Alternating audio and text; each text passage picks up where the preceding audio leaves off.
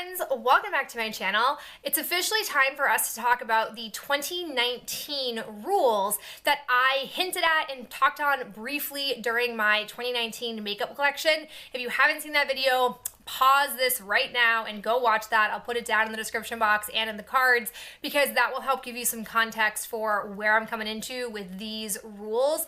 Before I give you guys the rules though, I want to go ahead and tell you sort of how I came to this particular point.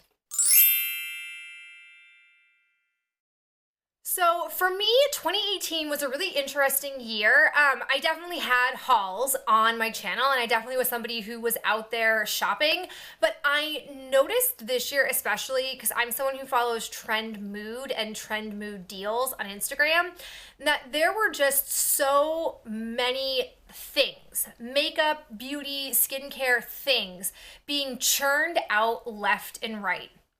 And it got to a point where I was like, oh, like there's just so much. And a majority of things that came out, I was just like, good God, I'm not into that. Or like, that doesn't really speak to me. Or I'm just like, the sheer volume of stuff is just too much. And I'm by no means a minimalist person. I like to have multiples of things. I think variety is the spice of life. Like, I'm kind of like Pocahontas, paint with all the colors of the wind. Like, I'm just someone who likes to have a lot of different stuff accessible. But I just came to a point where I was like, there's just so much happening. And like, I've never been somebody who's kept up with the trends to that extent, but I was even more put off by it when I was seeing so many things come out. And then when I was going to like look at sales online, or when I was like watching all of these like Black Friday and like summer sales and like upcoming Christmas sales, I just kept thinking to myself, like, there's just too much. Like, I don't need anything. Like, I would go, like, for example, the day after Christmas, it's kind of when I like came to my like final like epiphany moment. The day after Christmas, I did a Boxing Day haul, or I did a shopping. I went out shopping to do some returns. And I remember distinctly like walking in the mall and being like, there's just nothing I need. Or like a lot of stuff I was just like walking through like in Bath and Body Works, and I was just like, I don't need any of this body care. Like, I don't even want to look in the bins of this body care. I just don't really need a whole lot. I didn't even like want to go into the Body Shop. I was like, nah, like I don't even need anything from the Body Shop. I walked into Lush and I was like, nope, nothing I need here. And that was a moment for me when I really realized, like, that's it. I'm ready to not shop as much and do more using of what's in my collection. And I'd always like known when I go to pull my stuff out of the drawers every morning, like I'm always like, yeah, I've got stuff, like there's stuff in here that I can use, but I never really like sat down and was like, let's count it, let's chronicle what's in here, let's really get down to business, to quote Mulan. And I knew when I did that, it would really reaffirm my awareness that I always had but never really took ownership of, my awareness of the fact that I just have a lot of makeup stuff, more than I think I need to have, more than one ginger face can put on every day. And I just wanted to kind of cut down and focus on quality of things. Because I will say that I'm very late in my life in getting into makeup. I really didn't get into like full-blown eyeshadow and like full faces of makeup until nearly the end of college. And there was just this piece of me that was like always like idolizing what I would see in magazines and like wanting desperately to be able to have that kind of makeup application. And like, funny story for a sec, I had a sorority sister who had beautiful eyeshadow on all the time. And one day I like had her take me to Walmart and she got me like some of the CoverGirl like quads or trios that she often used. And I remember one day, like I put it on and I went to like some chapter event we were doing and I was like, do you like my eyeshadow? And she said to me, oh, do you want help putting eyeshadow on? And I was like, no, like I'm wearing some. So like, I just like, until I discovered YouTube where I could learn how to do makeup, like I just didn't really have much of a relationship with makeup. And then when I got a relationship with makeup, I just like, this whole world was opened up for me. And I bought a ton of stuff because I loved playing and learning and exploring. And then now thinking to where I am with makeup, I would much rather have quality items, high quality functioning items versus like a lot of items that are just mediocre. Now that I have an awareness and appreciation and a skill level, I think I can better find and work with items that I really love. And so that's the focus of 2019 is I want to figure out items in my collection that I either don't have a fabulous use for or they're just not high quality, and I would rather narrow this thing down to products that I really enjoy. On the flip side, there are also other areas of the makeup collection where I just gotta get through product, and I can, no problem, as long as I don't take anything in. So that's where I'm at. I'm really looking forward to doing some content this year focused more on showing you guys favorites and talking more about products that I already own that maybe I haven't explored very much in my collection, or things that I'm coming back to that I genuinely do love and want to share with you, and less focused on just getting things. I've never been somebody on this channel who does a lot of what I consider like professional reviewing. I do a lot of talking about products in my trash talk, but it's not like a dedicated, here's a real overview with application and, descriptions of what it costs and all of that breakdown nature. And I personally love watching those kinds of videos. And so I want to start producing those with what I have in my collection. And I just want to start to whittle things down and have just quality things that I really enjoy and get effective use out of. So, with all of that said, I have given myself some very specific rules that we're working with. These rules are going to be focused on predominantly beauty and then like a couple of other things sprinkled in. I literally wrote them down. I'm real professional with my notebook here. So we're going to go ahead and talk about the items that I will not be buying any of in 2019. So the list of things that I will not be going out of my way and purchasing are going to be setting sprays, concealers, blush, bronzer, highlighter, face palettes, primers of any kind, liners, meaning like liquid or pencil eyeliners, lip balms, lip gloss, lipstick, basically any lip products this girlfriend does not need, and then eye bases or liquid shadows. I feel like the only way I'd ever buy any of those is if I happen, by some miracle, to run out of them. So if I wipe through all of my eyeliners, then I will go ahead and buy a replacement one. But I highly doubt with all of those categories I will have that issue unless I do a mass declutter of something, but I don't see that happening. For my other zero tolerance policies that I have, no beauty subscriptions. So I won't be doing any BoxyCharm, any Birchbox, Ipsy, none of them. I don't think that's that challenging of a rule because I haven't been really getting very many that often, but I have been tempted here or there, and this year I'm just saying no. Because the reality is the majority of the makeup that I have in my collection is stuff that I've purchased.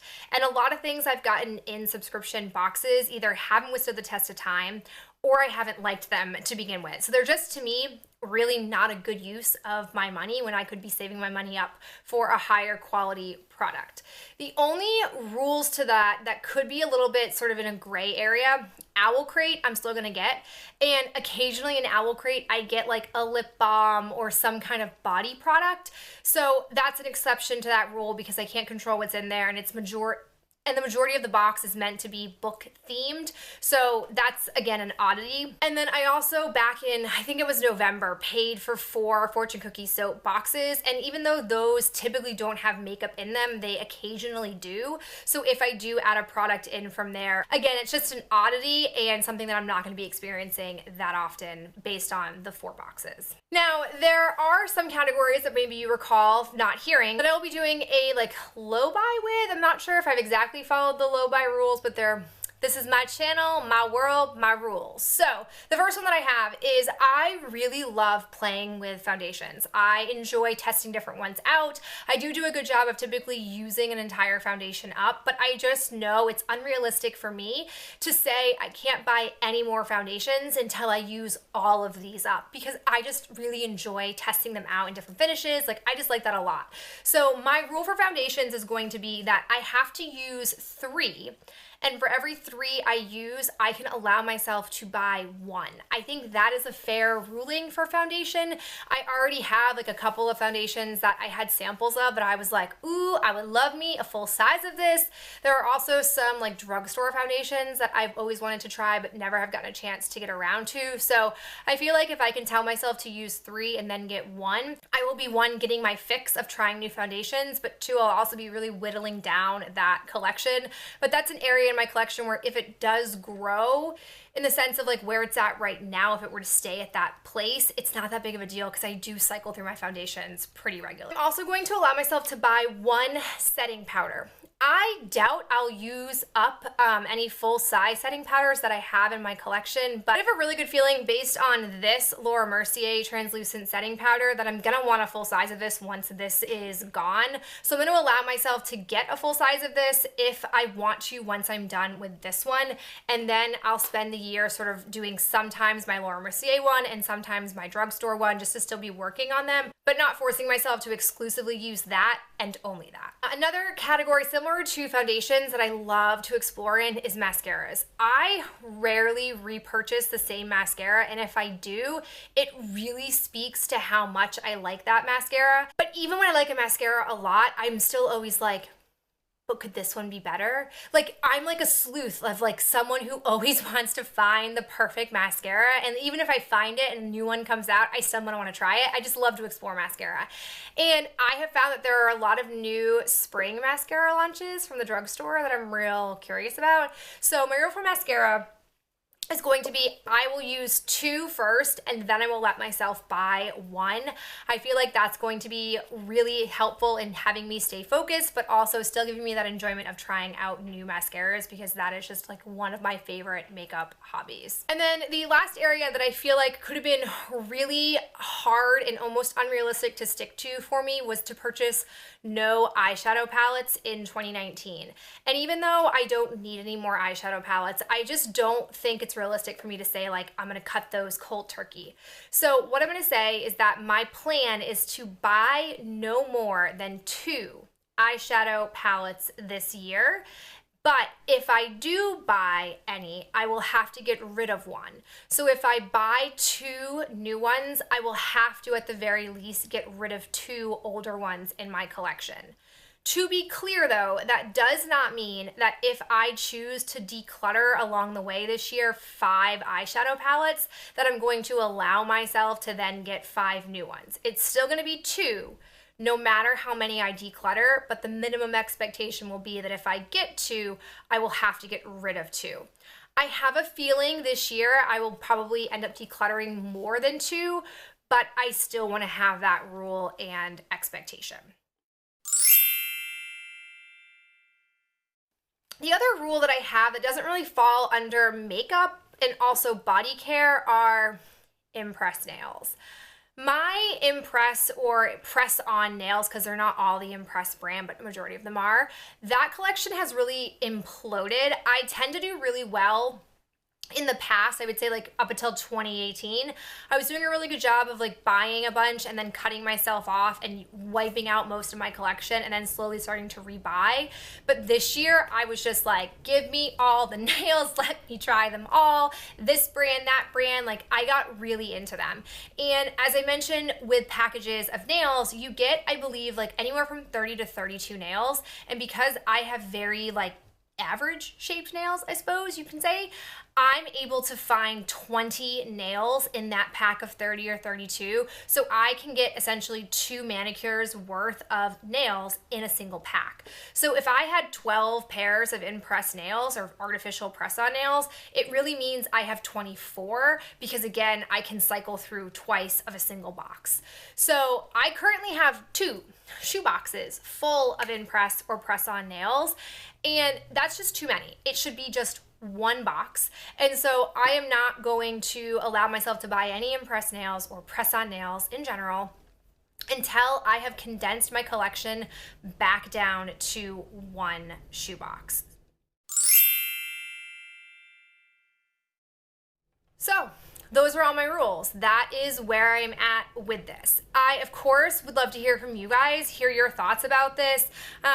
if I could go back to the start of my YouTube career, if we can call this a career, I never would have thought this is what I was going to be doing in 2019. I had heard of project panning. I had heard of no buys or low buys when I first was watching YouTube videos. And I thought, like, that's crazy. Like, who would need that? But now, flash forward to where I am, I can totally understand people who are in the situation. And while I feel like I'm ready for this and I'm looking forward to this, it is not going to be easy.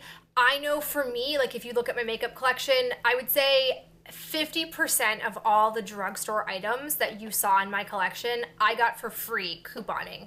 Like, I have become a coupon warrior. And it's gonna be really hard for me not to coupon for free makeup. And yes, I know I could technically do the couponing and just not keep the makeup, but I just don't have people in my everyday real life who would, one, appreciate the coupon warrior, but two, wouldn't have a place for that makeup intake. Yes, I might still do it for giveaways and stuff like that, but that's gonna be really hard for me. It's also going to be hard for me to not maximize on sales. But I just feel like at this point where I'm at, I wouldn't be choosing to do this if I didn't think I, one, could, or two, really wanted to. So I'm definitely going to be chronicling this along the way. I would love to hear from you guys if there's certain content related to this that you guys want to see. I'm really excited about this. I think it can take my channel and my journey into a really interesting place that I think a lot of people can connect with, and hopefully that's you, and hopefully you're excited about this. So again, just let me know what you're thinking, feeling, all that stuff down below in the comments. I'll talk to you guys real soon, and I appreciate you stopping by today. Bye.